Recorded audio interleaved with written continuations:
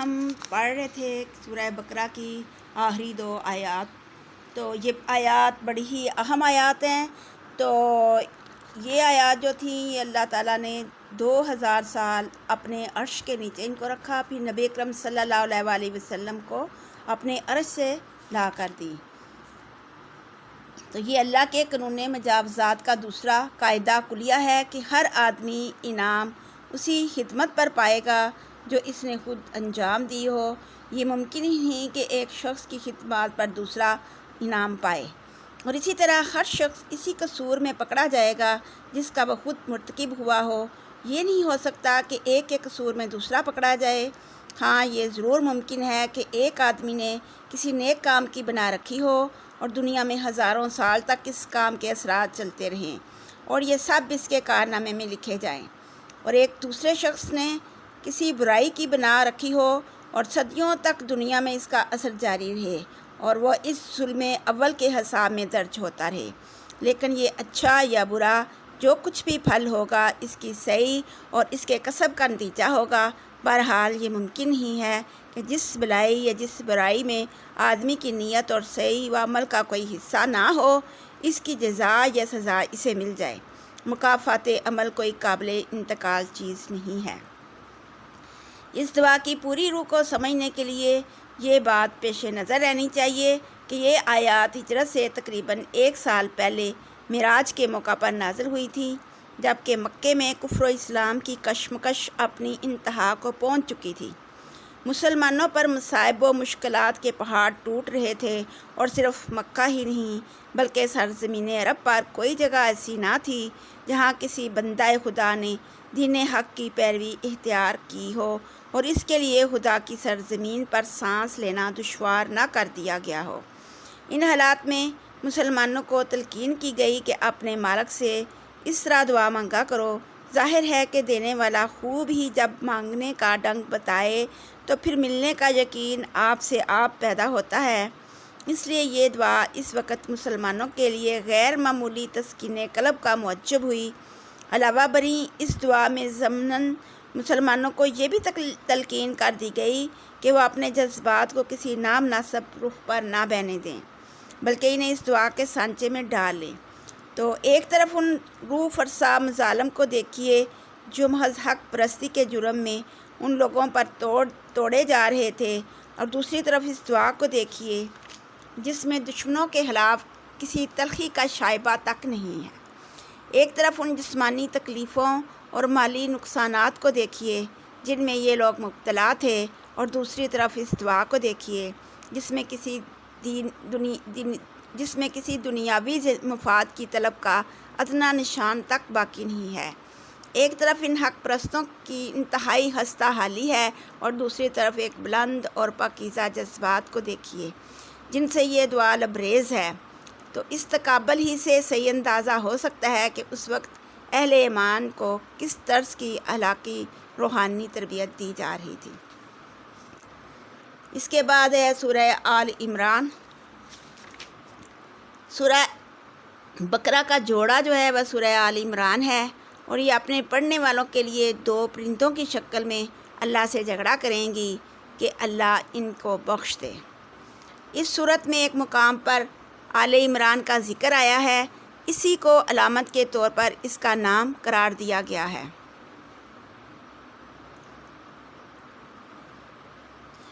پہلے گروہ کو اسی طرز پر اس میں 2 گروہ ہیں، یعنی کہ پہلی تقریر آغاز سورت سے چوتھے رکوع کی ابتدائی 2 آیتوں تک ہے، اور وہ غالباً جنگ بدر کے بعد قریبی زمانے ہی میں نازل ہوئی. دوسری جو ہے وہ اللہ نے آدم اور نوح علیہ السلام اور آل ابراہیم علیہ السلام اور آل عمران کو تمام دنیا والوں پر ترجیح دے کر اپنی رسالت کے کام کے لیے منتخب کیا تھا سے شروع ہوتی ہے اور چھٹے رکوع کے اختتام پر ختم ہوتی ہے. اور تیسری جو ہے تقریر 7ویں رکوع کے آغاز سے لے کر 12ویں رکوع کے اہتمام تک چلتی ہے، اور اس کا زمانہ پہلی تقریر سے متصل ہی معلوم ہوتا ہے. تو پہلے گروہ کو اسی طرز پر مزید تبلیغ کی گئی جس کا سلسلہ سورہ بقرہ میں شروع کیا گیا تھا، ان کی اعتقادی گمراہیوں اور اخلاقی خرابیوں پر تنبیہ کرتے ہوئے انہیں بتایا گیا تھا کہ یہ رسول اور یہ قرآن اسی دین کی طرف بلا رہے ہیں جس کی دعوت شروع سے تمام انبیاء دیتے چلے آ رہے ہیں۔ ان کے جتنے بھی انبیاء آئے ہیں سب نے اسی کی طرف، اسی قرآن کی طرف، اسی رسول کی طرف جو ہے متوجہ دلائی ہے کہ اتباع رسول کر لو، اتباع رسول کر لو۔ جو فطرت اللہ کے مطابق ایک ہی دین حق ہے، اس دین کے سیدھے راستے سے ہٹ کر جو راہیں بھی تم اختیار کرو گے وہ خود ان کتابوں کی روح سے بھی صحیح نہیں ہیں جن کو تم کتب آسمانی تسلیم کرتے ہو، لہٰذا اس صداقت کو قبول کر لو جس کے سچا ہونے میں تم خود بھی انکار نہیں کر سکتے۔ تو شان نزول اس صورت کا ہے کہ سورہ بقرہ میں اس دین حق پر ایمان لانے والوں کو جن آزمائشوں، مصائب، مشکلات سے قبل از وقت متنبع کر دیا گیا تھا وہ پوری شدت کے ساتھ پیش آ چکی تھی۔ جنگ بدر میں اگرچہ اہل ایمان کو فتح حاصل ہوئی تھی، لیکن یہ جنگ گویا بھیڑوں کے چھتوں میں پتھر مارنے کے معنی تھی۔ تو اس اولین مسلح مقابلے نے عرب کی ان سب طاقتوں کو چونکا دیا تھا جو اس نئی تحریک سے عداوت رکھتی تھیں۔ ہر طرف طوفان کے آثار نمایاں ہو رہے تھے۔ مسلمانوں پر ایک دائمی خوف اور بے اطمینانی کی حالت طاری تھی، اور ایسا محسوس ہوتا تھا کہ مدینہ کی یہ چھوٹی سی بستی جس کے گرد و پیش ساری دنیا سے لڑائی مول لے لی ہے۔ اور ہجرت کے بعد نبی اکرم صلی اللہ علیہ وسلم نے اطراف مدینہ کے یہودی قبائل کے ساتھ جو معاہدے کیے تھے، ان لوگوں نے ان معاہدوں کا بھی ذرا برابر پاس نہ کیا، اور جنگ بدر کے موقع پر ان اہل کتاب کی ہمدردیاں توحید و نبوت، کتاب و آخرت کے ماننے والے مسلمانوں کے بجائے بت پوجنے والے مشرکین کے ساتھ تھیں۔ بدر کے بعد یہ لوگ کھلم کھلا قریش اور دوسرے قبائل عرب کو مسلمانوں کے خلاف جوش دلا دلا کر بدلے پر اکسانے لگے۔ اہل مدینہ کے ساتھ ان یہودیوں کی ہمسائیگی اور دوستی کے جو تعلقات صدیوں سے چلے آ رہے تھے، ان کا پاس و لحاظ بھی انہوں نے نہ کیا۔ آخرکار جب ان کی شرارتیں اور عہد شکنیاں حد سے بڑھ گئیں تو نبی اکرم صلی اللہ علیہ وسلم نے بدر کے چند مہینے بعد بنی کناقہ پر، جو ان یہودی قبیلوں میں سب سے زیادہ شریر لوگ تھے، حملہ کر دیا۔ انہیں اطراف مدینہ سے نکال باہر کیا، لیکن اس سے دوسرے یہودی قبائل کی آتش انات اور زیادہ بھڑک اٹھی۔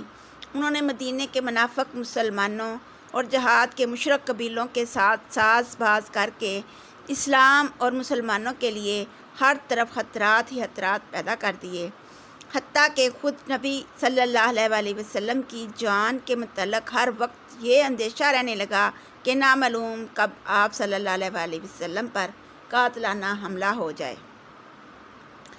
صحابہ کرام اس زمانے میں بالعموم ہتھیار بند ہوتے تھے اور ہتھیار باندھ کر ہی سوتے تھے۔ شب خون کے ڈر سے رات کو پہرے دیے جاتے تھے۔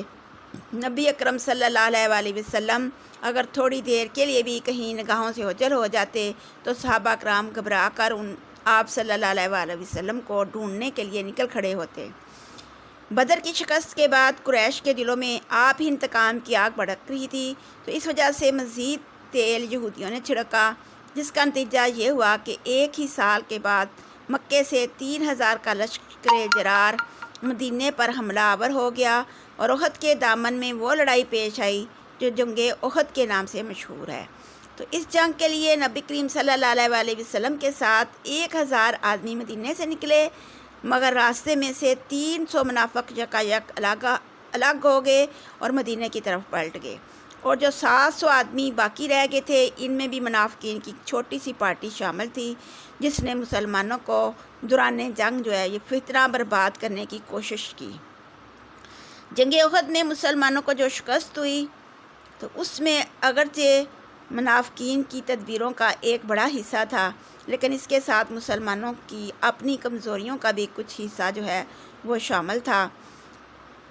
اور ایک قدرتی بات تھی کہ ایک خاص طرز فکر اور نظام اخلاق پر جو جماعت ابھی تر و تازہ بنی ہی تھی، جس کے اخلاقی تربیت ابھی مکمل نہیں ہوئی تھی پوری طرح، وہ ابھی اسلام کے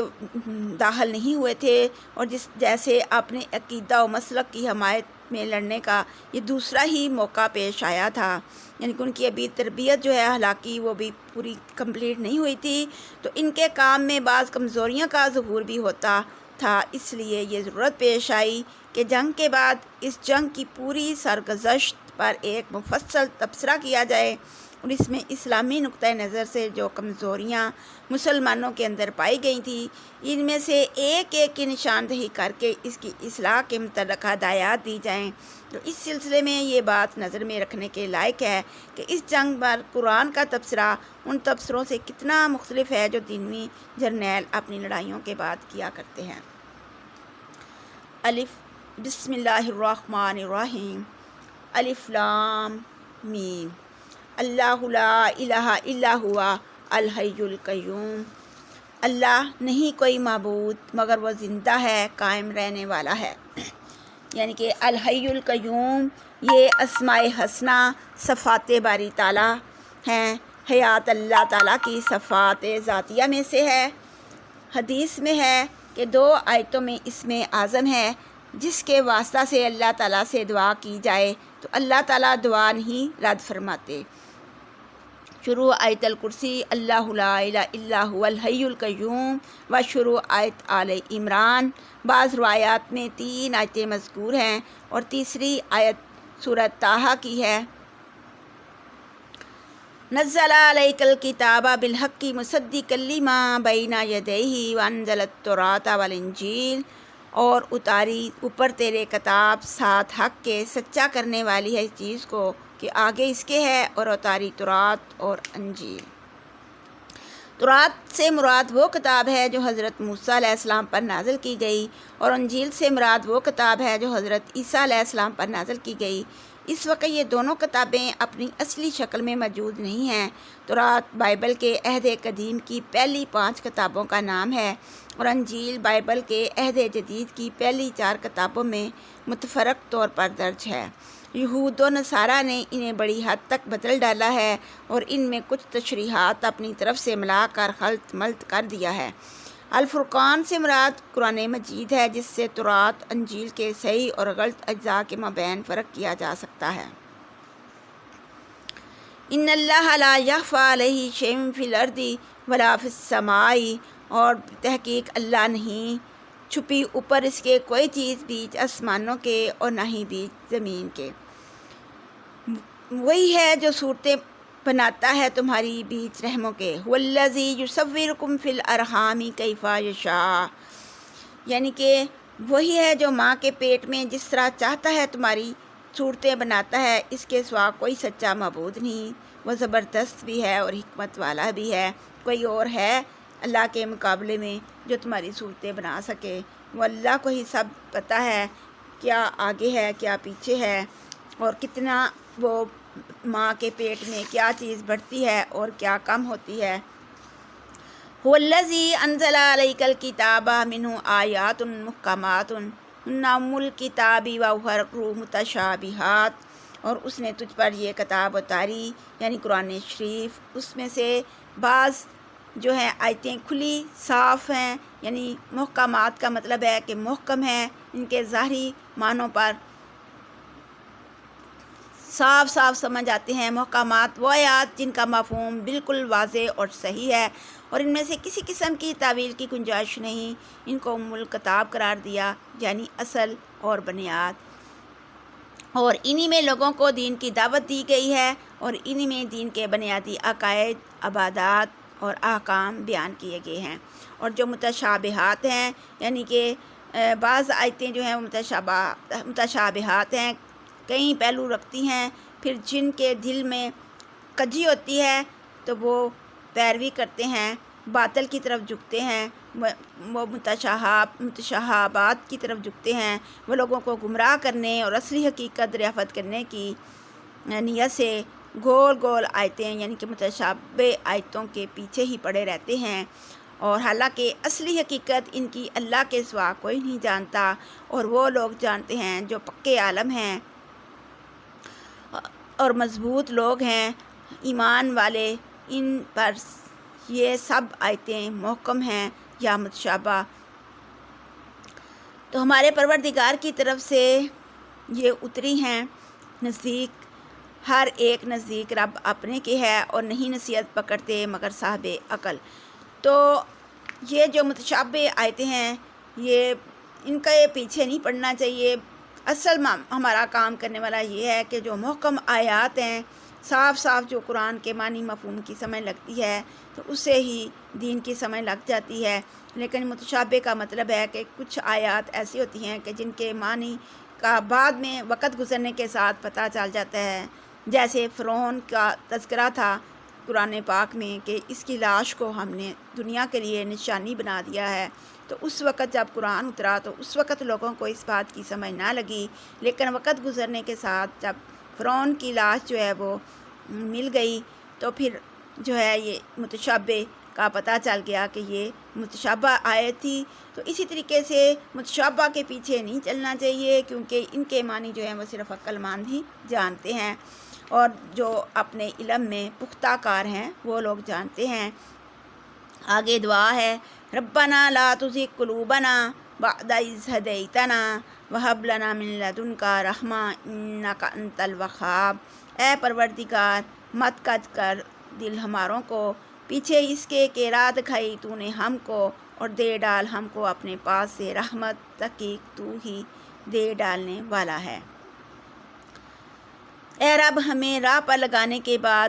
پھر ہمارے دلوں کو ڈاواڈول نہ کریو، اور اپنی رحمت ہم کو عنایت فرما کر، بے شک تو بہت ہی بڑا دینے والا ہے۔ تو اس میں ہے کہ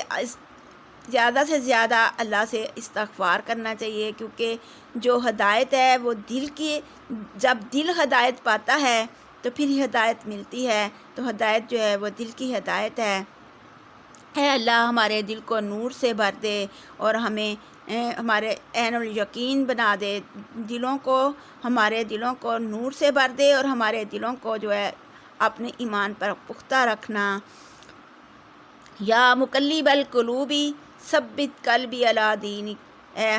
مالک، ہمارے دلوں کو بدلنے والے، ہمارے دلوں کو اپنے دین پر ثابت قدم رکھنا۔ ربنا انک جامع الناس لیوم لا ریب فیہ ان اللہ لا یخلف المیعاد، اور اے ہمارے رب، جس دن ہونے میں کوئی شک نہیں، یعنی کہ قیامت والا دن، اس دن تو لوگوں کو اکٹھا کرے گا، تو پھر بے شک اللہ وعدہ خلافی نہیں کرتا۔ بے شک کافروں کے مال اور اولاد اللہ کے عذاب سے ان کا کچھ بچا نہ سکیں گے، یا اللہ کے پاس کچھ کام نہ آئیں گے، اور وہ دوزخ کے ایندھن بنیں گے، جیسے آل فرعون اور ان لوگوں کو جو ان سے پہلے تھے۔ جھٹلا دیا انہوں نے اللہ کی نشانیوں کو، تو پھر اللہ نے بھی ان کو پکڑ لیا، ان کو گناہوں کے سبب، کیونکہ وہ گناہ انہوں نے ایسے کیے تھے، اللہ کے فرمانوں کو جھٹلا دیا تھا، اور پھر نبیوں کی تکذیب کی تھی۔ دو گروہ ان میں سے بن گئے تھے، پھر اس وجہ سے جو ہے انہوں نے نبیوں کی بھی تکذیب کی، موسیٰ علیہ السلام کی تکذیب کی، اور پھر اس وجہ سے اللہ تعالیٰ نے ان کے گناہوں سے ان کو پکڑ لیا، اور اللہ تعالیٰ سخت عذاب کرنے والا ہے۔ قل الذین کفروا، کہہ دو واسطے ان لوگوں کے جو کافر ہوئے، ستغلبون وتحشرون الی جہنم وبئس المہاد، ان قریب مغلوب ہوگے تم اور اکٹھے کیے جاؤ گے طرف دوزخ کے، اور برا ہے بچھونا۔ تو عاصم بن عمرو سے روایت ہے کہ جب حضرت صلی اللہ علیہ وسلم غزوہ بدر سے واپس تشریف لائے تو آپ صلی اللہ علیہ وسلم نے یہود کو سوق بنی کناکہ میں جمع کر کے فرمایا، اے گروہ یہود، تم مسلمان ہو جاؤ، اس سے قبل کہ تمہارا بھی وہی حشر ہو جو قریش کا بدر میں ہوا ہے۔ وہ بولے، محمد صلی اللہ علیہ وسلم، تم اس گھمنڈ میں نہ رہو کہ تم نے قریش کے ایک ناتجربہ کار گروہ کو جو لڑنا نہیں جانتا تھا مار ڈالا ہے۔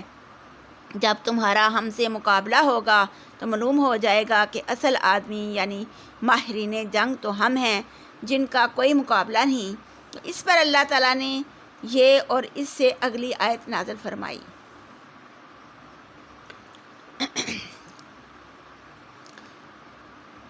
قد کان لکم آیۃ من فئتین التقاتا फ़िअतुन तुक़ातिलु फ़ी सबीलिल्लाहि व उख़रा काफ़िरतुन यरौनहुम मिस्लैहिम रअल ऐन वल्लाहु युअय्यिदु बिनस्रिहि मन यशा।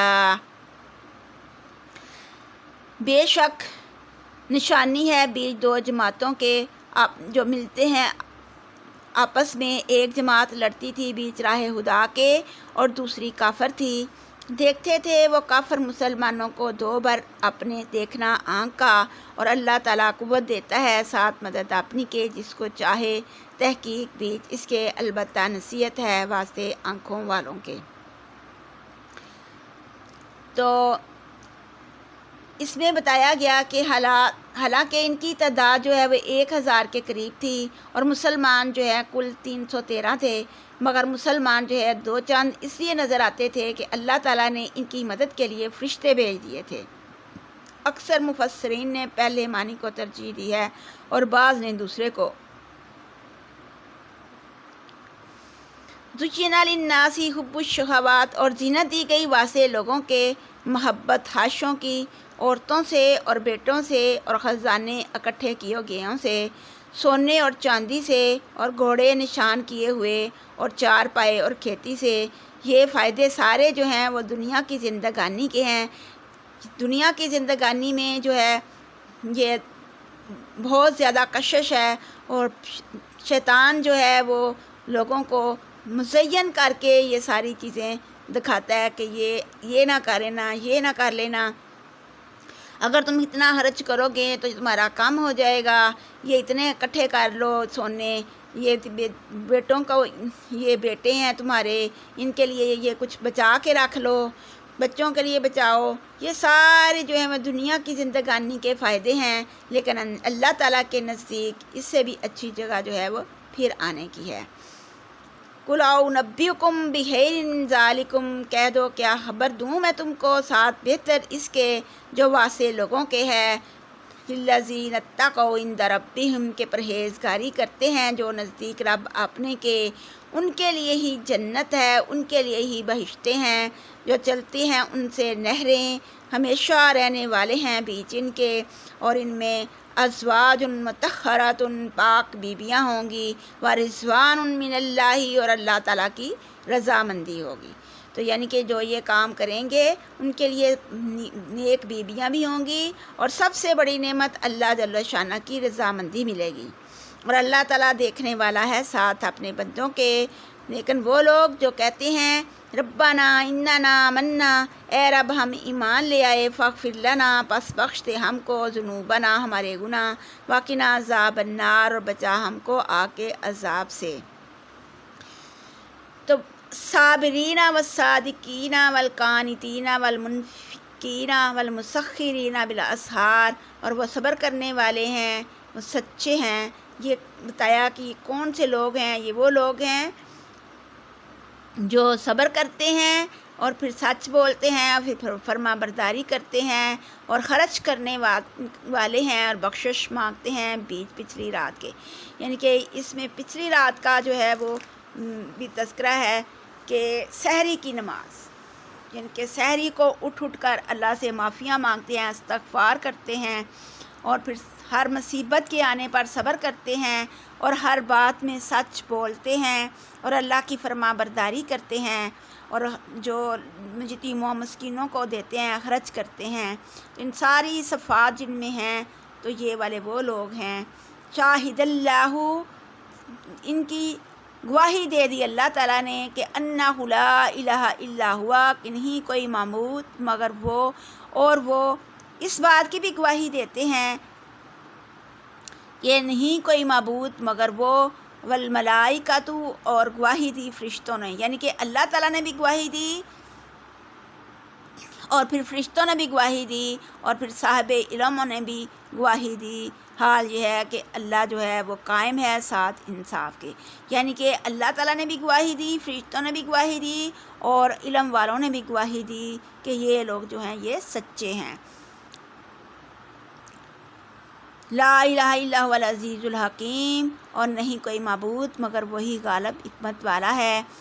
इन्नद-दीन इंदल्लाहिल इस्लाम, अल्लाह के नज़दीक दीन जो है वो सिर्फ़ इस्लाम है। اور اس کے بعد جس نے اختلاف کیا ان لوگوں سے، دیے گئے تھے کتاب پیچھے اس کے کہ آیا ان کے پاس علم، اور پھر اس کی سرکشی کی، یعنی کہ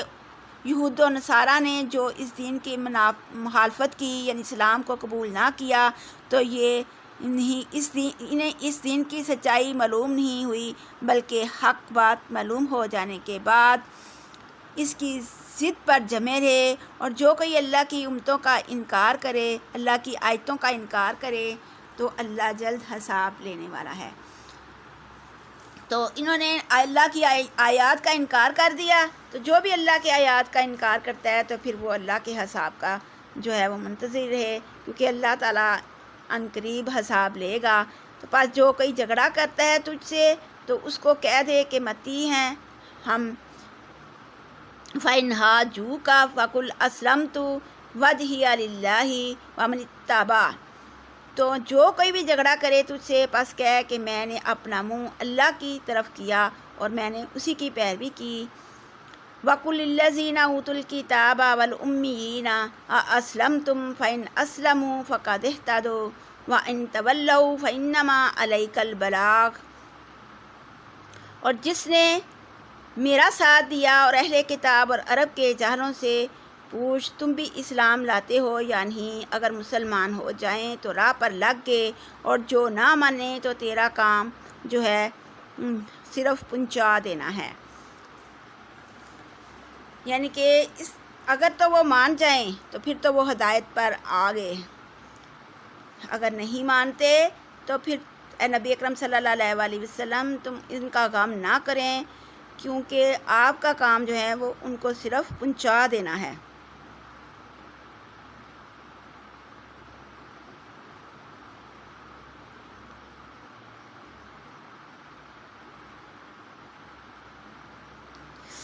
ان الذین یکفرون بآیات اللہ ویقتلون النبیین، تحقیق جو لوگ کفر کرتے ہیں ساتھ نشانیوں اللہ کے، اور مار ڈالتے ہیں پیغمبروں کو بغیر الحق، ناحق، یعنی کہ ناحق نبیوں کو قتل کر دیتے ہیں اور اللہ کی آیات کا انکار کرتے ہیں، جس طرح یہود و نصارہ نے جو اللہ کے پیغمبروں کو مار ڈالا، حضرت جو ہے یحییٰ کو انہوں نے قتل کر دیا، حضرت عیسیٰ کو انہوں نے قتل کر دیا مارنے کے، لیکن اللہ تعالیٰ نے ان کو، حضرت عیسیٰ کو اٹھا لیا۔ اپنی طرف سے تو انہوں نے قتل کیا، لیکن اللہ تعالیٰ نے ان کو زندہ ہی اٹھا لیا، اور وہ شبے میں پڑ گئے۔ وَيَقْتُلُونَ الَّذِينَ يَأْمُرُونَ بِالْقِسْطِ مِنَ النَّاسِ، اور مار ڈالتے ہیں ان لوگوں کو جو حکم کرتے تھے ساتھ انصاف کے لوگوں میں سے۔ تو اے اللہ نے کہا کہ بس پھر ان کو خوشخبری دے دیں، فَبَشِّرْهُمْ بِعَذَابٍ أَلِيمٍ، اے نبی اکرم صلی اللہ علیہ وسلم پھر ان کو عذاب علیم کی خوشخبری دے دیں، اور ان کو یہ بھی بتا دیں کہ حبطت اعمالہم، ان کے اعمال سارے کے سارے کیے درے ضائع ہو گئے، پھر دنیا اور آخرت میں۔ حضرت ابو ہریرہ سے روایت ہے کہ حضرت صلی اللہ علیہ وسلم نے فرمایا کہ قسم ہے اس ذات پاک کی جس کے قبضہ میں محمد صلی اللہ علیہ وسلم کی جان ہے، اس امت میں سے کوئی بھی یہودی یا نصرانی اگر میرا نام سن کر میری رسالت پر ایمان نہیں لائے گا تو وہ دوزخ میں جائے گا۔ اور حضرت کی بعثت کے عالمگیر اور تا قیامت ہونے پر کتاب و سنت میں بکثرت دلائل موجود ہیں، یعنی کہ اور الم تر الی الذین اوتوا نصیبا من الکتاب یدعون الی کتاب اللہ لیحکم بینہم ثم یتولی فریق منہم وہم معرضون۔ اے پیغمبر صلی اللہ علیہ وسلم تو نے ان لوگوں کو نہیں دیکھا جن کو اللہ تعالیٰ کی کتاب کا کچھ علم دیا گیا تھا یا بہت علم دیا گیا تھا، ان کو اللہ کی کتاب کی طرف فیصلہ کرنے کے لیے بلایا جاتا تو ایک فرقہ تو ان میں پیٹھ موڑ کر چل دیتا، اور وہ جان بوجھ کر تغافل کرتے ہیں، یعنی کہ وہ جان بوجھ کر ایسا کرتے ہیں، منہ موڑتے ہیں۔ یہ اس واسطے ہے کہ انہوں نے کہا کہ ہرگز نہ لگے گا ہم کو آگ، یعنی کہ ہم ہرگز آگ میں نہ جائیں گے، مگر اگر جائیں گے بھی تو چند گنتی کے دن جائیں گے، اور لیکن فریب دے دیا ان کو ان کے دین نے، اور جو انہوں نے باتیں باندھ رکھی تھیں پھر جس دن کے آنے میں شک نہیں، یعنی قیامت کا دن، جب اس دن ہم ان سب کو اکٹھا کر کے لائیں گے تو پھر اس وقت ان کا کیا حال ہوگا۔ ہر آدمی کو اس کے کہے کا پورا بدلہ مل جائے گا، یعنی کہ جو بھی اس نے کیا ہوگا اس کا پورا پورا بدلہ دیا جائے گا، اور اللہ تعالیٰ کسی پر بھی ظلم کرنے والا نہیں۔ قل اللہم مالک الملک تؤتی الملک من تشاء وتنزع الملک ممن تشاء وتعز من تشاء وتذل من تشاء بیدک الخیر انک علی کل شیء قدیر۔ اے پیغمبر صلی اللہ علیہ وآلہ وسلم کہہ دیجئے، اے میرے خدا سارے ملک کے مالک، تو جس کو چاہے بادشاہ بنا دے اور جس کو چاہے بادشاہی سے چھین لے، اور تو جس کو چاہے عزت دے اور جس کو چاہے ذلت دے۔ ساری کی ساری بلائی تیرے ہی پاس ہے اور تیرے ہی مبارک ہاتھ میں ہے، بے شک تو سب کچھ کر سکتا ہے۔ تو رات کو کم کر کے دن میں ملا دیتا ہے اور پھر دن کو کم کر کے رات میں ملا دیتا ہے، اور زندہ مردے سے نکالتا ہے، نطفے اور انڈے سے جاندار اور مردہ جیتے سے نکالتا ہے، مثلا نطفہ اور انڈا جاندار سے، اور تو جس کو چاہتا ہے بے حساب رزق دیتا ہے۔ تو زمین بھی مردہ ہے، تو زمین بھی جب آسمان سے اللہ پانی اتارتا ہے تو زمین کو اللہ زندہ کرتا ہے، اور اس میں سے پھر پھل پھول اور پودے اگتے ہیں، تو یہ بھی مردہ سے زندہ کو نکالنے کی مثال ہے۔ نہ پکڑے مسلمان کافروں کو دوست سوائے مسلمانوں کے، اور جو کوئی کرے یہ پس نہیں اللہ تعالیٰ بیچ کسی چیز کے۔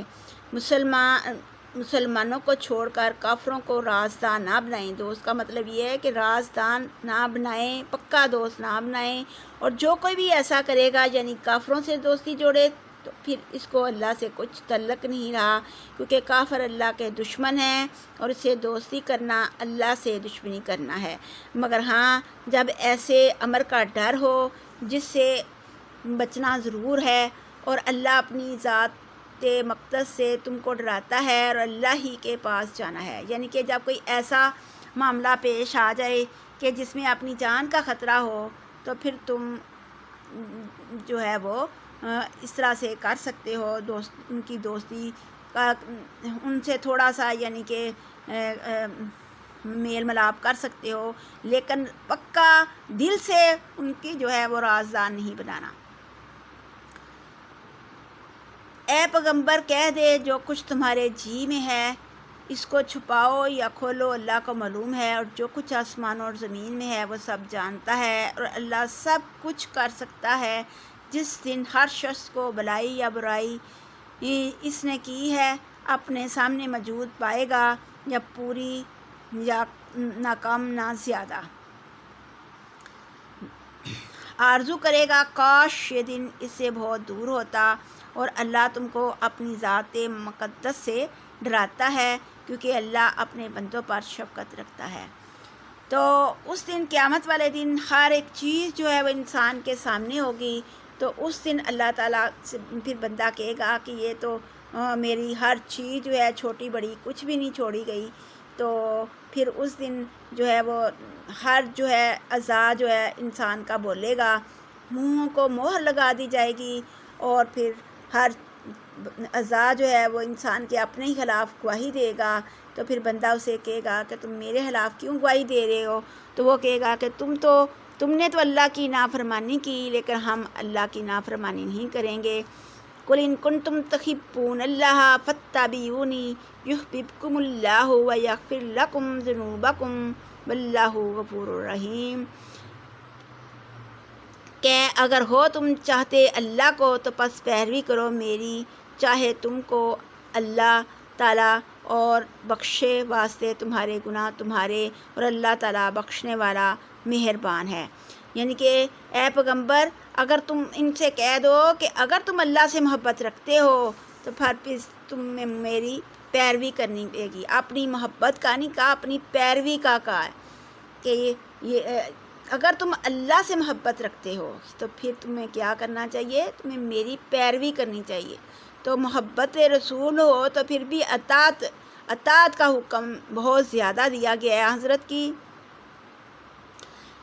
اس آیت میں اطاعت الہی کے ساتھ رسول محمد صلی اللہ علیہ وسلم کی اطاعت کا مستقل حیثیت سے حکم دیا گیا ہے، اور حضرت صلی اللہ علیہ وسلم کی وفات کے بعد رسول اللہ صلی اللہ علیہ وسلم کی اطاعت سنت کی پیروی سے ہی ہو سکتی ہے۔ بعض لوگ غلط فہمی کی بنا پر کہہ دیتے ہیں کہ حدیث وہی حجت ہوگی جو قرآن کے مطابق ہو، حالانکہ قرآن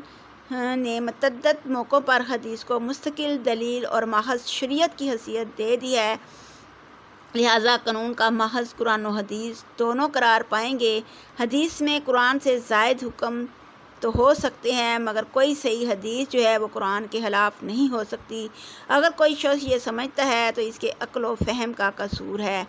یا اس کی نیت کا فتور ہے، تو کوئی بھی حدیث جو ہے وہ قرآن کے خلاف نہیں ہوگی۔ قُلْ اطیعوا اللہ والرسول، کہہ دو فرما برداری کرو اللہ اور اس کی رسول کی۔ فَإِن تَوَلَّوْا فَإِنَّ اللَّهَ لَا يُحِبُّ الْكَافِرِينَ، پس اگر پھر جائیں تو پس تحقیق اللہ تعالیٰ نہیں دوست رکھتا کافروں کو۔ ان اللہ اصطفیٰ آدم و نوحًا وآل ابراہیم وآل عمران علی العالمین، اور تحقیق اللہ تعالیٰ نے برگزیدہ کیا آدم کو اور نوح علیہ السلام کو اور کنبے ابراہیم کے کو اور کنبے عمران کے کو، اور اوپر عالموں کے اولاد تھے، بعض ان کے بعضوں سے، ایک خاندان دوسرے خاندان کی نسل سے ہیں، اور اللہ سنتا جانتا ہے۔ اور وہ وقت یاد کرو جب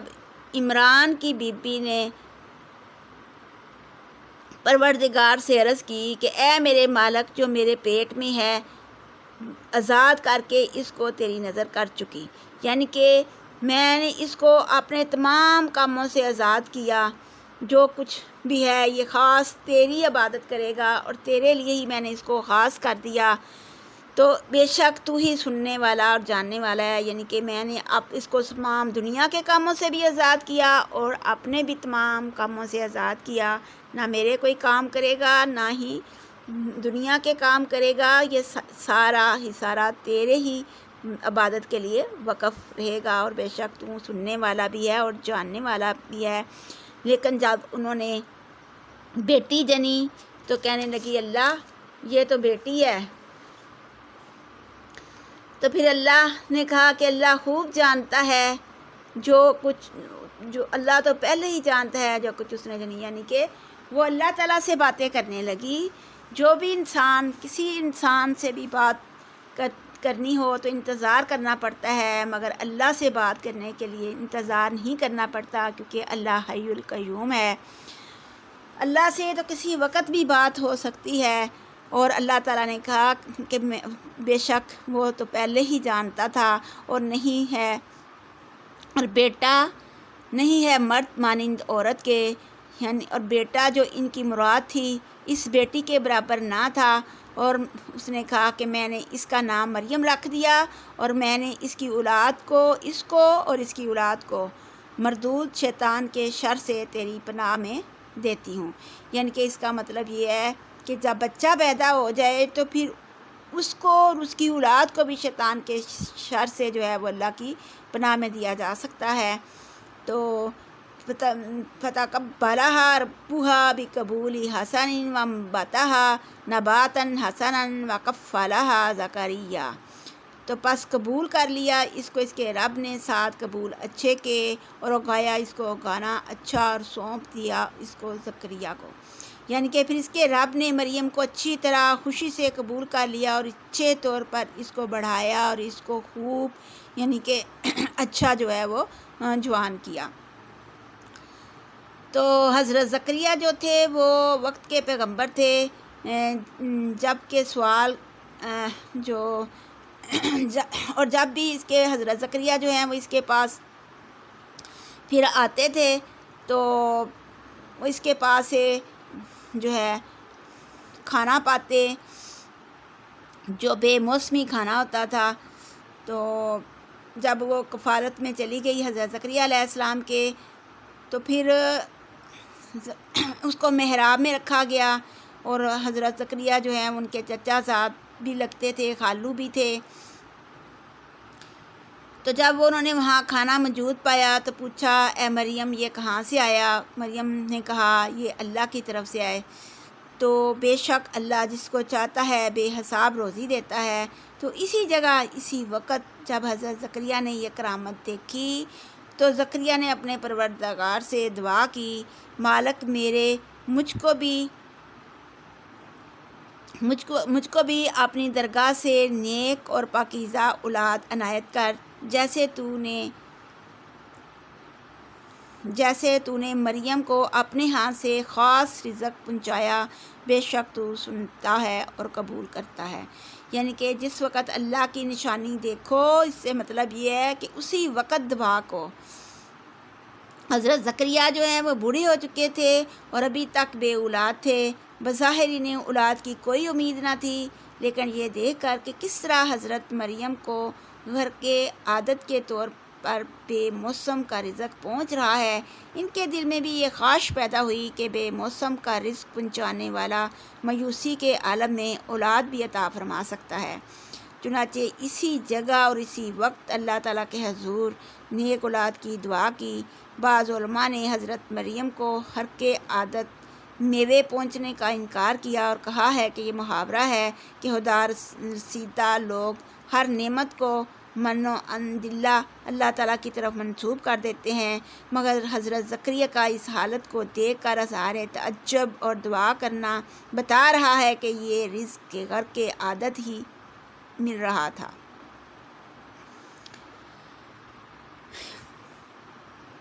فَنَادَتْهُ الْمَلَائِكَةُ وَهُوَ قَائِمٌ يُصَلِّي فِي الْمِحْرَابِ، تو پس پکارا اس کو فرشتوں نے اور وہ کھڑا تھا نماز کی حالت میں بیچ محراب کے، یعنی کہ وہ محراب میں نماز پڑھ رہا تھا تو فرشتوں نے اس کو پکارا اور اللہ تعالیٰ کے فرشتوں نے بشارت دی کہ اللہ بشارت دیتا ہے تجھ کو ساتھ یحییٰ کے ماننے والا ہے ایک بات کو اللہ سے،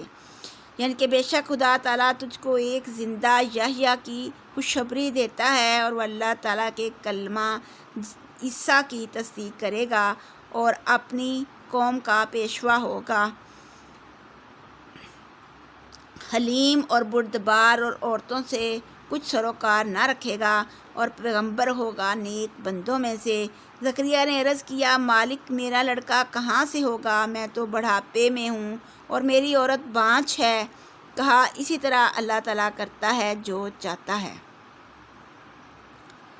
قالا رب اجعل لی آیا، کہا اے میرے رب پھر مقرر کر میرے واسطے کوئی نشانی۔ قالا آیاتک اللہ تکلم الناس ثلاثۃ ایام الا رمزا، کہا نشانی تیری یہ ہے کہ نہ بول سکے گا تو لوگوں سے 3 دن مگر اشارہ ہے۔ وَاذْكُر رَبَّكَ کثیرا وسبح بالعشی والابکار، اور یاد کر رب اپنے کو بہت اور تسبیح کر صبح اور شام۔ تو یہاں پر جب اللہ تعالیٰ نے نعمت کا تذکرہ کیا تو ساتھ ہی اللہ تعالیٰ نے بتا دیا کہ اللہ کی زیادہ سے زیادہ تسبیح کر، اور تو اس کا مطلب یہ ہے کہ جب کوئی نعمت ملے تو پھر زیادہ سے زیادہ اللہ کا تسبیح اور سجدہ کرنا چاہیے اور اللہ کی زیادہ سے زیادہ عبادت کرنی چاہیے اور عبادت کے لیے نیک کرنی چاہیے اور پھر نیکیوں میں بھی دوڑ لگانی چاہیے، کیونکہ کبھی بھی نیکیاں جو ہیں وہ ضائع نہیں جاتی۔ وَإِذْ قَالَتِ الْمَلَائِكَةُ يَا مَرْيَمُ إِنَّ اللَّهَ اصْطَفَاكِ وَطَهَّرَكِ وَاصْطَفَاكِ عَلَىٰ نِسَاءِ الْعَالَمِينَ، اور جس وقت کہا فرشتوں نے اے مریم تحقیق اللہ تعالیٰ نے برگزیدہ کیا تجھ کو اور پاک کیا تجھ کو اور برگزیدہ کیا تجھ کو اوپر عورتوں عالموں کے، یعنی کہ اللہ تعالیٰ نے تجھ کو پسند کیا اور تجھ کو پاک کیا اور سارے جہان کی عورتوں پر تجھ کو فضیلت دی اور تجھ کو چن لیا۔ تو حضرت عیسیٰ کی پیدائش کے لیے اے مریم اپنے پروردگار کے سامنے دیر تک یا رب سے کھڑی رہ اور سجدہ کر اور رکوع کرنے والوں کے ساتھ۔ یہ غیب کی خبریں ہیں جو ہم تجھ کو بھیجتے ہیں، یعنی وہیں سے تجھ کو یہ خبریں جو ہیں معلوم ہوتی ہیں، اور تو ان کے پاس اس وقت نہ تھا جب وہ اپنے اپنے قلم ڈال رہے تھے کہ کون مریم کو پالے پوسے گا، نہ تو اس وقت تھا جب وہ جگڑ رہے تھے، یعنی کہ جب حضرت مریم کی کفالت کا تذکرہ ہوا تو پھر سارے، چونکہ یہ جو ہے وہ بہت بڑی بات تھی، تو اس لیے جو ہے نا اس میں حضرت عائشہ کی فضیلت بھی بتائی۔ مریم کے برگزیدہ ہونے کا 2 مرتبہ ذکر ہوا ہے، یہ بھی ہو سکتا ہے کہ محض تاکید کے لیے ہو۔ پہلی برگزیدگی سے مراد بچپن میں حضرت مریم کو شرف قبولیت بخشا جو، اور دوسری برگزیدگی سے مراد اللہ تعالیٰ کا انہیں حضرت عیسیٰ کی پیدائش کے لیے منتخب کرنا فرمانا ہے اور خصوصی فضیلت عطا کرنا ہے۔ اور پھر نساء العالمین سے صرف اس زمانہ کی عورتیں مراد ہیں، کیونکہ حدیث میں حضرت مریم کی طرح حضرت خدیجہ، حضرت فاطمہ اور حضرت عائشہ کی فضیلت میں بھی اسی قسم کے الفاظ مذکور ہیں۔ حضرت علی سے روایت ہے کہ حضرت صلی اللہ علیہ وسلم نے فرمایا، دنیا کی بہترین عورت خدیجہ بنت خویلد ہیں۔ مسلم بخاری۔ اور اس قرآن اندازی کی صورت اس لیے پیش آئی کہ حضرت مریم یہودیوں کے بہت بڑے عالم عمران کی بیٹی تھیں۔ پھر جب ان کی والدہ نے انہیں اپنی عبادت گاہ کی نظر کیا تو عبادت گاہ کے جاوروں میں جھگڑا ہو گیا، اور ان کی سرپرستی کون کرے، کس کی نگرانی ہو اور کس کو یہ شرف حاصل ہو، تو آخرکار انہوں نے قرآن اندازی کی اور قرآن حضرت زکریا کے نام نکلا۔ کہا اے رب میرے کیوں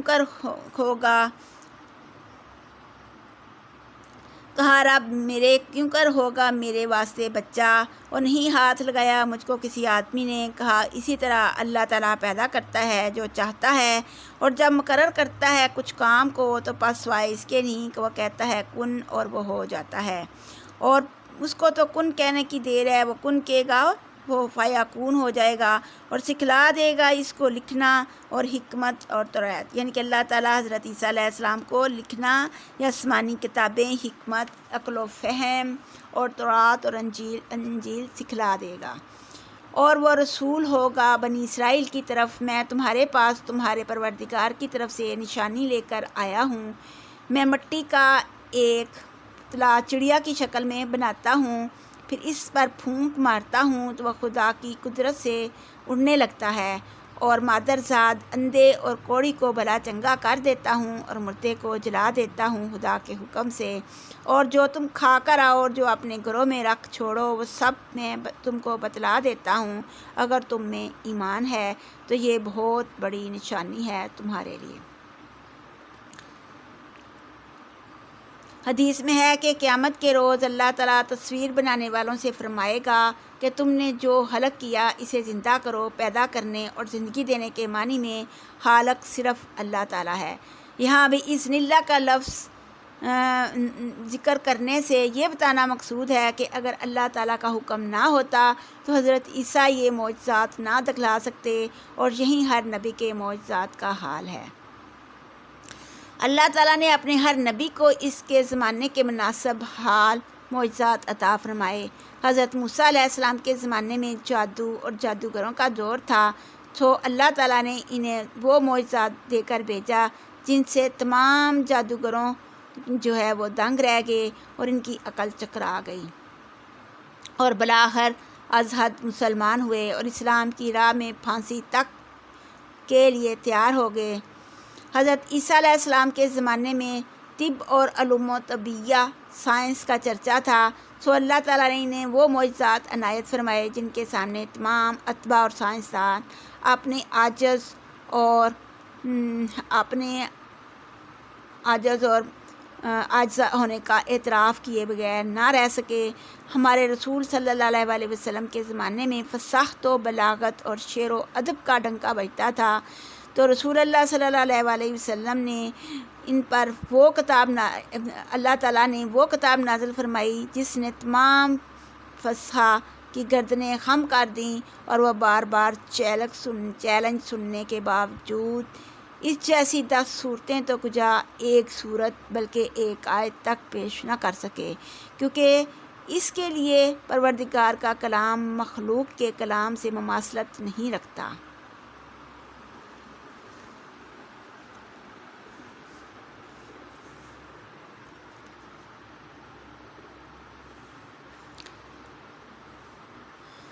اور سچا کرنے والا اس چیز کو ہے جو آگے ہے تو رایا سے، اور تو کہ حلال کروں میں واسطے تمہارے بعض وہ چیزیں کہ حرام کی گئیں اوپر تمہارے، اور لایا ہوں میں پاس تمہارے نشانی رب تمہارے سے، تو فاتقوا اللہ وأطیعون، تو پس ڈر جاؤ اللہ سے اور کہا مانو میرا، ان اللہ ربی و ربکم فاعبدوا ھذا صراط مستقیم، بے شک اللہ میرا بھی رب ہے اور تمہارا بھی رب ہے، اس لیے اسی کی پوجا کرو اور یہی راستہ سیدھا ہے۔ فلما حس عیسیٰ منکم الکفر قال من انصاری الی اللہ قال الحواریون نحن انصار اللہ آمنا باللہ واشہد بأننا مسلمون، تحقیق اللہ پروردگار میرا ہے اور تمہارا ہے، لہذا اسی کی عبادت کرو، یہی سیدھا راستہ ہے۔ پس جب دیکھا عیسیٰ نے ان سے کفر کو، کہا کون ہیں مدد دینے والے مجھ کو طرف اللہ کے، کہا حواریوں نے کہ ہم ہیں مدد دینے والے اللہ تعالیٰ کے، ایمان لائے ہم ساتھ اس کے، اور تو گواہ ہے ساتھ اس کے کہ ہم متی ہوئے۔ یعنی کہ اخلاص کے ساتھ جو ہے حواری جو ہے وہ انہوں نے کہا، حواریوں میں اخلاص بہت زیادہ تھا، اور انہوں نے دل کے اخلاص سے کہا کہ ہم اللہ کے مددگار ہیں، ہم اللہ سے پر ایمان لے آئے اور گواہ رہنا کہ ہم بھی متی ہو گئے، ہم فرما بردار ہیں۔ اور پھر انہوں نے یہ دعا مانگی، ربنا آمنا بما انزلت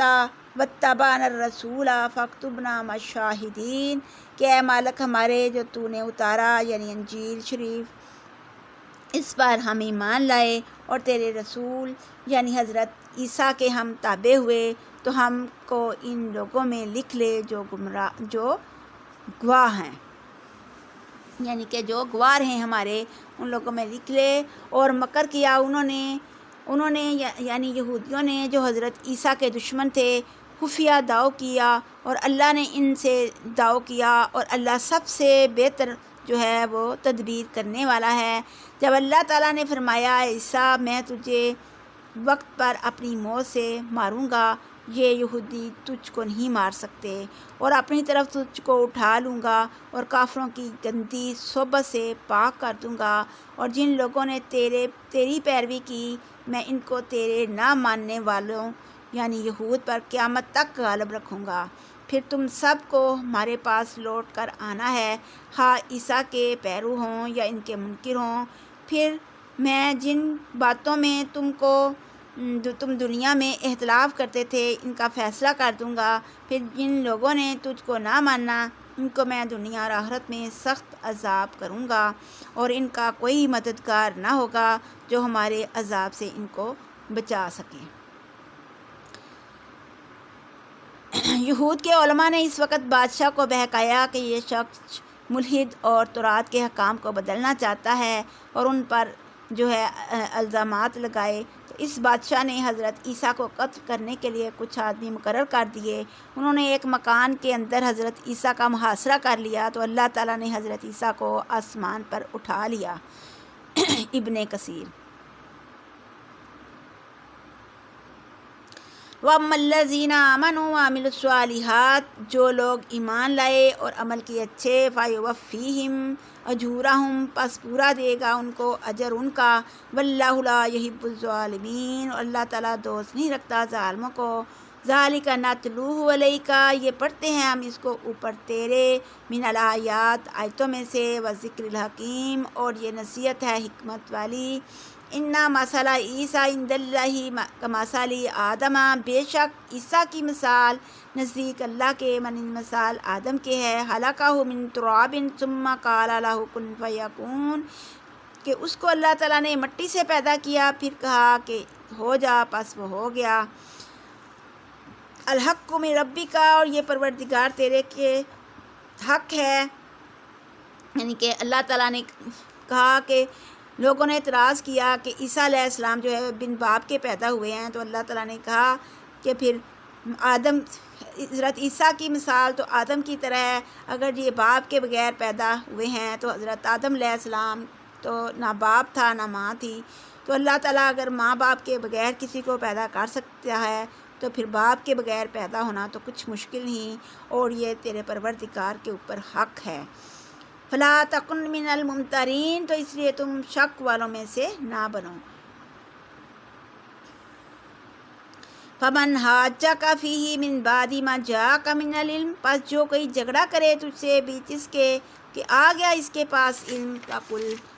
تعالوا ندعو ابناءنا وابناءکم ونساءنا ونساءکم وانفسنا وانفسکم ثم نبتہل فنجعل لعنۃ اللہ علی الکاذبین. پھر آپ کہو کہ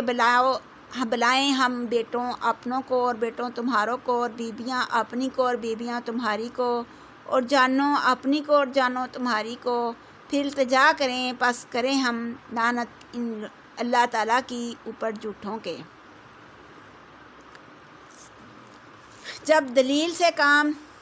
معاملہ حل نہ ہوا تو پھر انہوں نے یہ طریقہ اختیار کیا. جب حضرت عیسیٰ علیہ السلام کے بارے میں اظہار حق اور دلائل کے باوجود وفد نجران نے عناد کی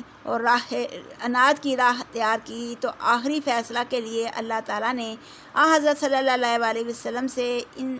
وسلم کو ان سے مباہلہ کا حکم دیا، جس کی صورت یہ تجویز ہوئی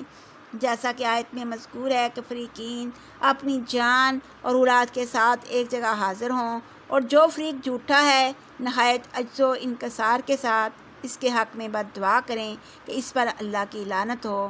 چنانچہ حضرت صلی اللہ علیہ وسلم مباہلہ کے لیے حضرت فاطمہ رضی اللہ تعالیٰ عنہا، امام حسن رضی اللہ تعالیٰ عنہ اور امام حسین رضی اللہ تعالیٰ عنہ اور حضرت علی رضی اللہ تعالیٰ عنہ کو لے کر نکل آئے. اور بعض روایات میں ہے کہ خلفائے اربعہ اور ان کی اولاد بھی ساتھ تھی. یہ منظر دیکھ کر نصارہ نے ایک دوسرے سے کہا کہ ہم ان سے ملانہ نہ کریں. خدا کی قسم اگر یہ اللہ کے نبی ہوئے اور اس کے باوجود ہم نے ملانہ کر لیا تو ہماری اور ہماری اولاد کی خیر نہیں ہوگی. چنانچہ انہوں نے حضرت صلی اللہ علیہ وسلم سے عرض کی کہ آپ صلی اللہ علیہ وسلم جو بھی چاہتے ہیں ہم آپ کو دیں گے، لہٰذا آپ صلی اللہ علیہ وسلم ہمارے ساتھ کوئی امانت دار آدمی بھیج دیجئے. تو نبی اکرم صلی اللہ علیہ وسلم نے حضرت ابو عبیدہ کو کھڑے ہونے کا حکم دیا اور فرمایا ھذا امین ھذہ الامت، کہ یہ اس امت کے امین ہیں. اور یہ حدیث جو ہے وہ صحیحین میں مذکور ہے. ابن کثیر. ان ھذا لھو القصص الحق، اور البتہ یہ وہ بیان ہیں، وہ قصے ہیں جو سچے ہیں. وما من الہ الا اللہ، اور نہیں کوئی معبود مگر اللہ تعالیٰ، اور تحقیق اللہ البتہ وہی غالب حکمت والا ہے. پس اگر پھر جائیں پس تحقیق اللہ تعالیٰ جاننے والا ہے پھر مفسدوں کو. اور پھر ہے کہ اے پیغمبر ان سے کہہ دیجئے کہ ان کتاب والوں یہود اور نصارہ ایسی بات پر آ جاؤ جو برابر مانی جاتی ہے ہم میں اور تم میں، یعنی ہم سوائے خدا کے کسی اور کو نہ پوجیں اور اللہ کا شریک کسی چیز کو نہ بنائیں، اور ہم آپس میں ایک دوسرے کو رب نہ بنائیں، اللہ ہی کو رب سمجھیں. تو پھر اگر وہ اتنا سمجھانے پر بھی بات نہ مانیں تو تم تو اے مسلمانوں تم جو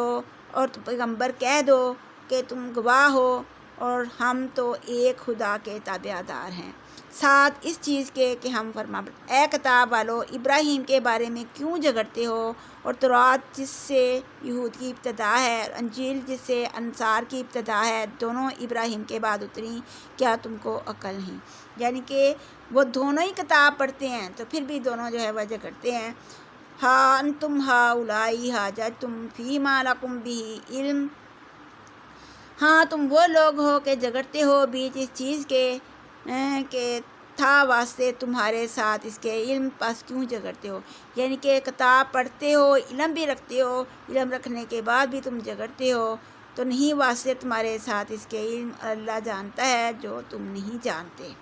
ما کان ابراہیم یہودین ولا نصرانین ولیکن کان حنیفا مسلما، نہیں تھا ابراہیم یہودی نہ نصرانی اور لیکن تھا حنیف فرما بردار۔ یعنی کہ وہ ابراہیم کے بارے میں جھگڑتے ہیں تو اللہ تعالیٰ نے کہا کہ ابراہیم نہ یہودی تھا نہ نصرانی تھا بلکہ وہ تو حنیف فرما بردار اور مسلم تھا۔ تو اللہ تعالیٰ نے قرآن میں جو نام ہے وہ مسلم رکھا ہے، اس لیے ہم سب جو ہے وہ مسلمان ہیں، اور ہم سب کو یہی کہنا چاہیے، یہ نہیں کہنا چاہیے کہ ہم اہل حدیث ہیں یا اہل سنت ہیں یا اہل دیوبند ہیں یا جو بھی فرقے ہیں، بلکہ کہنا چاہیے کہ ہم مسلم ہیں، کیونکہ ابراہیم علیہ السلام بھی مسلم تھے۔ تو سارے نبی جو ہے وہ مسلم تھے۔ تو ابراہیم نہ یہودی تھا نہ نصرانی تھا، وہ تو یکسو مسلمان تھا، یعنی ایک طرف والا اللہ کا تابع دار تھا، اور نہ تھا وہ شرک کرنے والوں میں سے۔ تحقیق نزدیک تر لوگوں کے ساتھ ابراہیم کے البتہ وہ لوگ ہیں کہ پیروی کرتے ہیں اس کی، اور یہ نبی اور وہ لوگ کہ ایمان لائے، اللہ تعالیٰ دوست ہے ایمان والوں کا۔ سب لوگوں میں ابراہیم سے زیادہ خصوصیت رکھنے والا یعنی زیادہ مشابہ تو وہ لوگ تھے جنہوں نے اس کی پیروی کی، یعنی ان کی امت میں تھے، اور پھر یہ پیغمبر اور ایمان والے مسلمان، اور اللہ مسلمانوں کی مدد پر ہے۔ اس آیت میں اشارہ ہے کہ یہود و نصارہ اپنے آپ کو اہل کتاب کہلواتے ہیں، مگر در حقیقت وہ مشرک ہیں۔ انہوں نے اپنے مشائخ اور علماء کو خدا بنا رکھا، اور حضرت عزیر اور عیسیٰ کو خدا کا بیٹا مانتے ہیں۔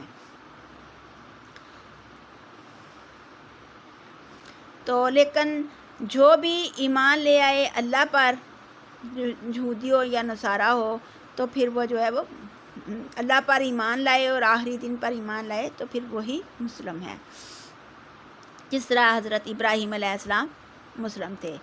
وَدَّتْ طَائِفَةٌ مِّنْ أَهْلِ الْكِتَابِ لَوْ يُضِلُّونَكُمْ وَمَا يُضِلُّونَ إِلَّا أَنفُسَهُمْ وَمَا يَشْعُرُونَ، دوست رکھتی ہے ایک جماعت اہل کتاب سے، کاش کہ گمراہ کر دیں تم کو، اور نہیں گمراہ کرتے مگر جانو اپنی کو، اور وہ نہیں سمجھتے۔ کتاب والوں کا ایک گروہ یہ ہے، وہ چاہتا ہے کہ تم کو گمراہ کر دیں، حالانکہ وہ اپنے تئیں آپ گمراہ ہیں، لیکن ان کو اس بات کا شعور ہی نہیں ہے۔ اہل کتاب،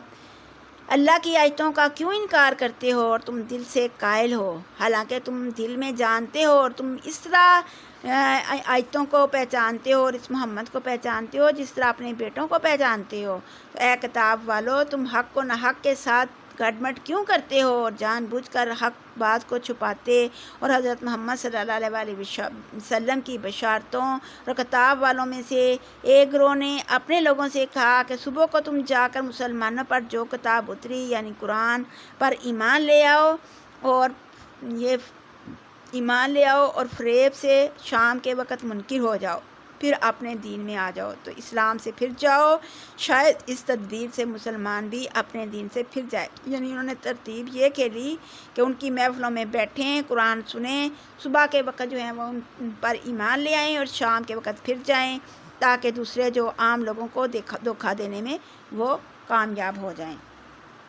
وَلَا تُؤْمِنُوا إِلَّا لِمَن تَبِعَ دِينَكُمْ، اور مت مانو مگر واسطے شخص کے کہ پیروی کرے دین تمہاری کی۔ قُلْ إِنَّ الْهُدَىٰ هُدَى اللَّهِ، اور کہو کہ تحقیق ہدایت تو اللہ ہی کی ہے۔ أَن يُؤْتَىٰ أَحَدٌ مِّثْلَ مَا أُوتِيتُمْ أَوْ يُحَاجُّوكُمْ عِندَ رَبِّكُمْ، اللہ تعالیٰ یہ کہ دیا جائے کوئی شخص جیسا دیے کہ ہو تم، یا یہ کہ جھگڑا کریں تم سے نزدیک رب تمہارے کے۔ قُلْ إِنَّ الْفَضْلَ بِيَدِ اللَّهِ، تو پھر کہہ دو کہ تحقیق فضل جو ہے بیچ اللہ ہی کے ہاتھ میں ہے۔ یؤتیہ من یشاء، جس کو چاہتا ہے وہ اپنا فضل عطا کر دیتا ہے، کیونکہ اللہ جو ہے واسع بھی ہے اور علیم بھی ہے، اللہ سننے والا بھی ہے، کفایت رکھتا ہے اور علم بھی رکھتا ہے۔ یختص برحمتہ من یشاء، اور پھر وہ خاص کرتا ہے اپنی رحمت کو جس کو چاہتا ہے، اور اللہ تعالیٰ جو ہے وہ سابق فضل والا ہے۔ اور بعض اہل کتاب میں سے وہ ہیں کہ اگر امانت دے ان کو خزانہ ادا کر دے اس کو طرف تیری، اور بعض ان میں سے وہ شخص ہے کہ اگر امانت دے اس کو تو 1 دینار تو نہ ادا کرے اس کو طرف تیری، مگر جب تک کہ رہے تو اوپر اس کے کھڑا، یہ اس واسطے کہ کہا انہوں نے نہیں اوپر ہمارے بیچ ان پڑھوں کے کچھ راہ، اور کہتے ہیں اوپر اللہ تعالیٰ کے جھوٹ اور وہ جانتے ہیں۔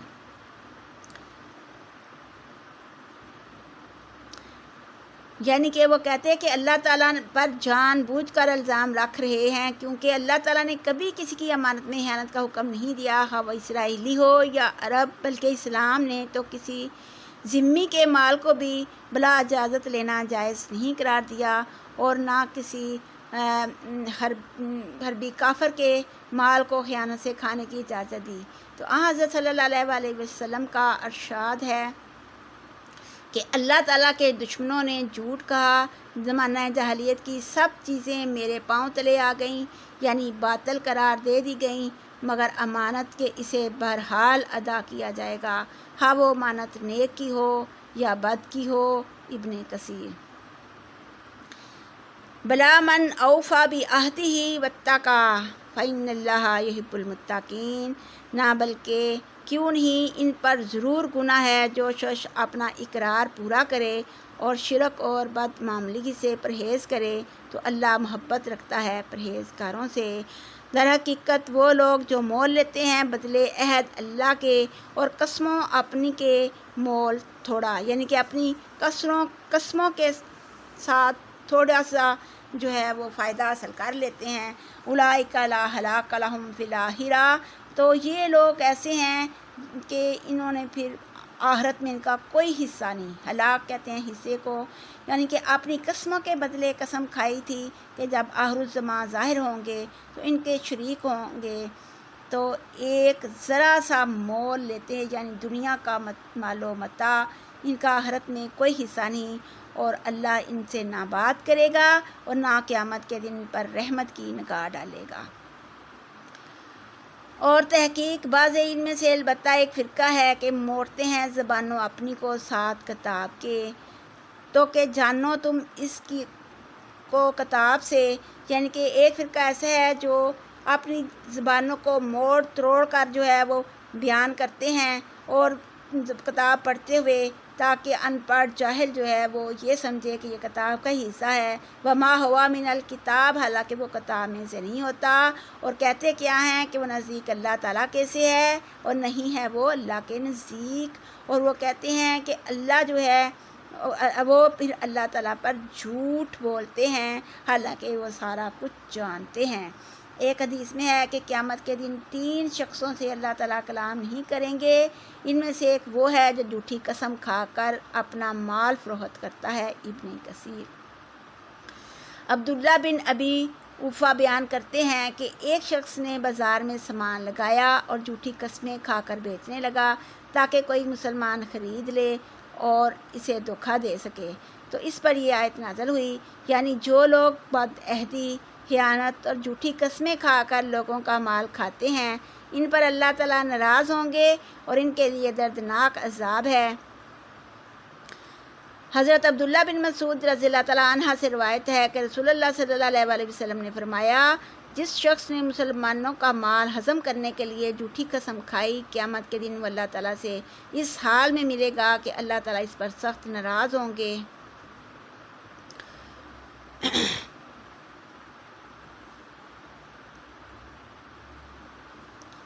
ما کان لبشر ان یؤتیہ اللہ الکتاب والحکم والنبوۃ ثم یقول للناس کونوا عبادا لی من دون اللہ ولکن کونوا ربانین، اور نہیں لائق واسطے کسی بھی بشر کے وہ یہ کہ اللہ تعالیٰ اس کو دے کتاب و حکمت اور پیغمبری، پھر وہ یہ لوگوں سے کہتا پھرے کہ ہو جاؤ تم بندے میرے سوائے اللہ تعالیٰ کے، اور لیکن ہو جاؤ تم اللہ تعالیٰ کے لوگ اس واسطے کہ ہو تم سکھاتے کتاب اور اس واسطے کہ ہو تم پڑھتے۔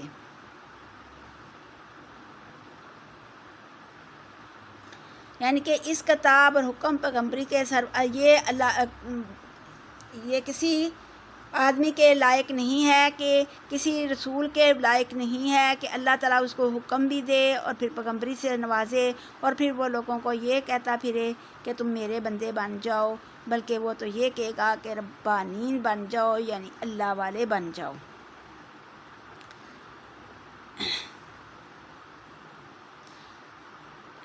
حضرت صلی اللہ علیہ وسلم نے عیسیٰ اور عزیر کی نبوت، خدا کا بیٹا ہونے کا رد کیا اور ان کو مسلمان ہونے کی دعوت دی۔ اس پر ایک یہودی عالم ابو رافع کہنے لگا، اے محمد صلی اللہ علیہ وسلم، کیا آپ صلی اللہ علیہ وسلم یہ چاہتے ہیں کہ ہم آپ کی عبادت کرنے لگیں؟ تو نبی اکرم صلی اللہ علیہ وسلم نے فرمایا، معاذ اللہ کہ ہم غیر اللہ کی عبادت کریں یا کسی کو اس کا حکم دیں۔ اللہ تعالیٰ نے مجھے اس لیے نہیں بھیجا ہے اور نہ ہی مجھے اس کا حکم دیا ہے۔ اس پر یہ آیت نازل ہوئی۔ وَلَا يَأْمُرُكُمْ أَن يَتَّخِذُوا الْمَلَائِكَةَ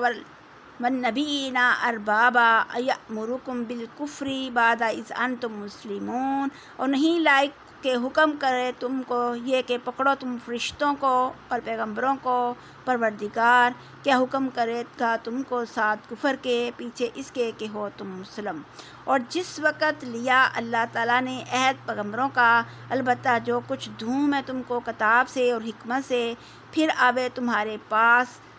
پیغمبر سچا کرنے والا اس چیز کو کہ ساتھ تمہارے ہے، البتہ ایمان لائیں ساتھ اس کے، البتہ مدد دینا اس کو کہا گیا۔ قالا اقررتم، فرمایا اللہ تعالیٰ نے، کیا تم نے یہ اقرار کر لیا،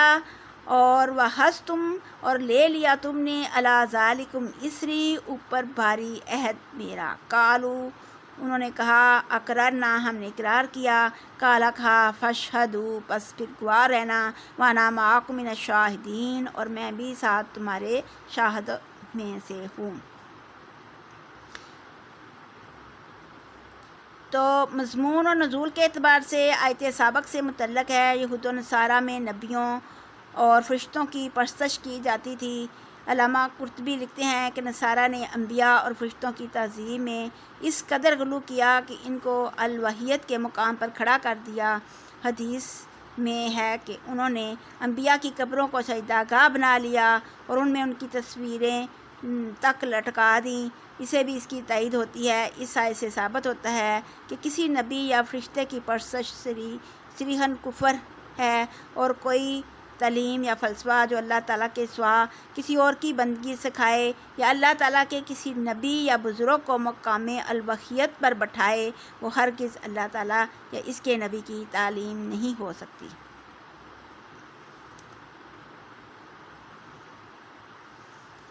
اور اس کے باری عہد میرا کہا، انہوں نے اقرار کیا ہم نے۔ فمن تولی بعد ذالک فاولئک هم الفاسقون، پھر جو کوئی پھر جاوے پیچھے اس کے تو پس یہ لوگ ہی ہیں بدکار۔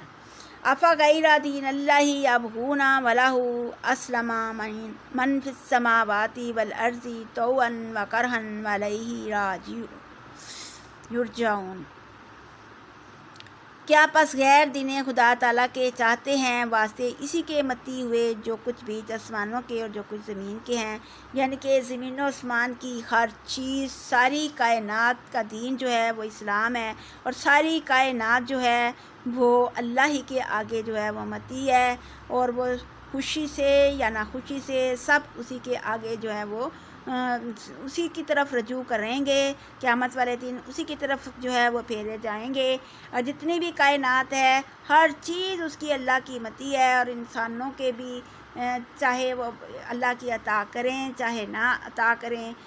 اللہ کی اطاعت کریں چاہے نہ اطاعت کریں، وہ ہر چیز کے سائے، حتیٰ کہ انسانوں کے سائے بھی صبح و شام اللہ کے آگے جھکتے ہیں۔ تو قل آمنا باللہ وما انزل علینا، کہہ دو ایمان لایا ساتھ اس چیز کے جو اتاری گئی اوپر ہمارے، اور اس چیز کے جو اتاری گئی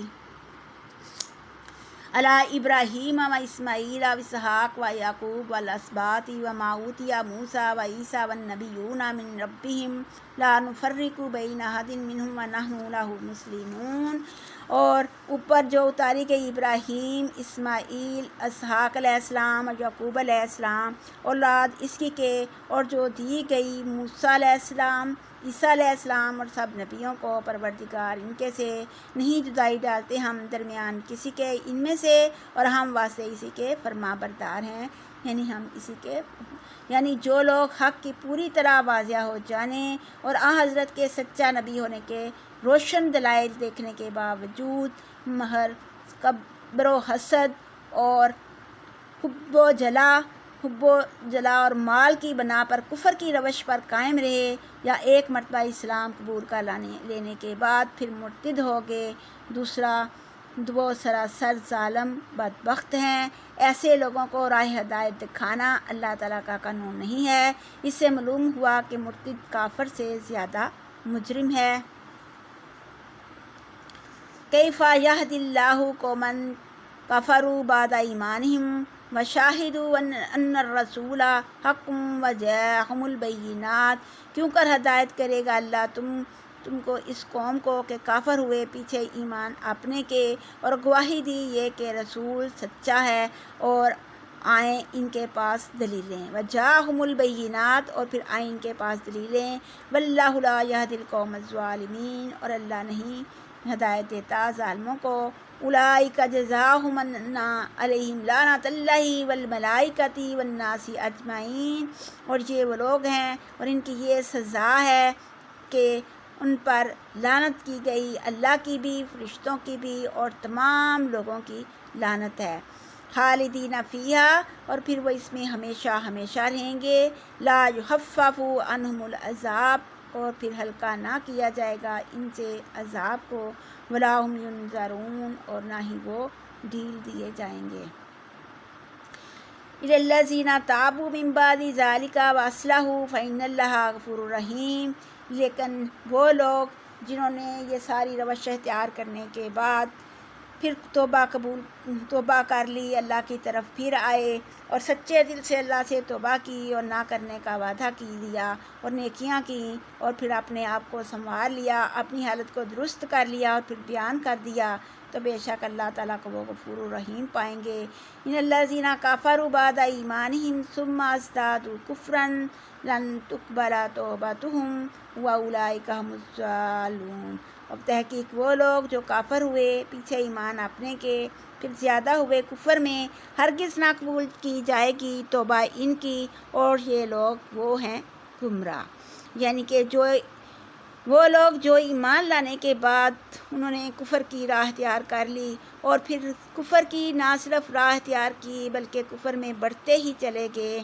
تو پھر اللہ تعالیٰ جو ہے ان سے ہرگز نہ قبول کرے گا ان کی توبہ کو، اور وہ لوگ وہ ہیں وہ گمراہ ہیں، کیونکہ وہ لوگ گمراہ ہیں۔ ان الذین کفروا وماتوا وهم کفار فلن یقبل من احدهم ملء الارض ذهبا ولو افتدی به اولئک لهم عذاب علیم وما لهم من ناصرین، تحقیق جو لوگ کافر ہوئے اور مر گئے اور وہ کافر ہے، پس ہرگز نہ قبول کیا جاوے گا کسی ان میں سے بھی زمین برق سوننا، اگرچہ بدلہ دے ساتھ اس کے، یہ لوگ واسطے اس کے عذاب ہے درد دینے والا، نہیں واسطے ان کے کوئی مدد دینے والا۔ یعنی کہ وہ لوگ جو ایمان لے کے آئے، ایمان لانے کے بعد دوبارہ وہ کفر کی روش اختیار کر لی، تو ان کی توبہ قبول نہیں ہوگی حتیٰ کہ وہ اسی حالت میں مر گئے۔ لیکن اگر کوئی یعنی کہ دوبارہ اس کو جو ہے وہ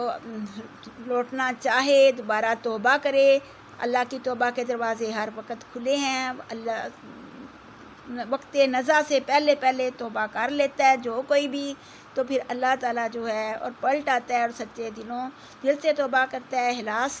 سے کے ساتھ توبہ کرتا ہے، مرنے سے پہلے وقت نزا سے پہلے یعنی کہ کوئی عذاب دیکھنے سے پہلے، تو پھر جو ہے وہ اللہ تعالیٰ جو ہے وہ غفور الرحیم ہے، تو اللہ تعالیٰ کو غفور الرحیم وہ پائے گا۔ لیکن جو لوگ جو ہیں وہ کفر کی حالت میں ہی مر جاتے ہیں اور وہ کافر ہی مر جاتے ہیں اور وہ توبہ نہیں کرتے، مرنے سے پہلے بھی ان کو توبہ نصیب نہیں ہوتی، تو پھر جو ہے وہ ان سے کچھ بھی قبول نہیں کیا جائے گا، چاہے وہ زمین اور آسمان کے اندر جو کچھ بھی ہے، اتنے خزانے ہیں ان کو بھر کر بھی اگر وہ خزانے اللہ کی راہ میں دینا چاہیں گے، تو اللہ تعالیٰ اس وقت کہے گا کہ دنیا میں تو میں نے تیرے سے بہت ہی تھوڑی چیز کا جو ہے وہ وعدہ لیا تھا، جب تو آدم کی پشت میں سے تجھے نکالا گیا تھا تو پھر تم سے وعدہ لیا تھا بہت ہی معمولی چیز کا کہ شرک نہ کرنا، لیکن تو نہیں مانا، تو اب یہ تیرے سے قبول نہیں ہوگا، اور پھر ان کا پھر اللہ کے سوا کوئی بھی مدد دینے والا نہیں ہوگا، کیونکہ اللہ جو ہے وہی مددگار ہے۔ تو اللہ سے جس نے کفر کی روش اختیار کی تو پھر وہ اپنا ٹھکانہ جو ہے وہ دوزخ میں بنا لے۔ تو اللہ تعالیٰ ہمیں ان میں سے نہ بنائے اور ہمیں بچائے، اور اللہ تعالیٰ سے دعا ہے کہ یا رب العالمین ہمیں ایمان والوں میں داخل کرنا اور ایمان والوں میں اٹھانا، اور ہمارا حشر جو ہے وہ ایمان والوں میں کرنا، اور ہمارا حساب جو ہے وہ آسان کرنا۔ آمین یا رب العالمین۔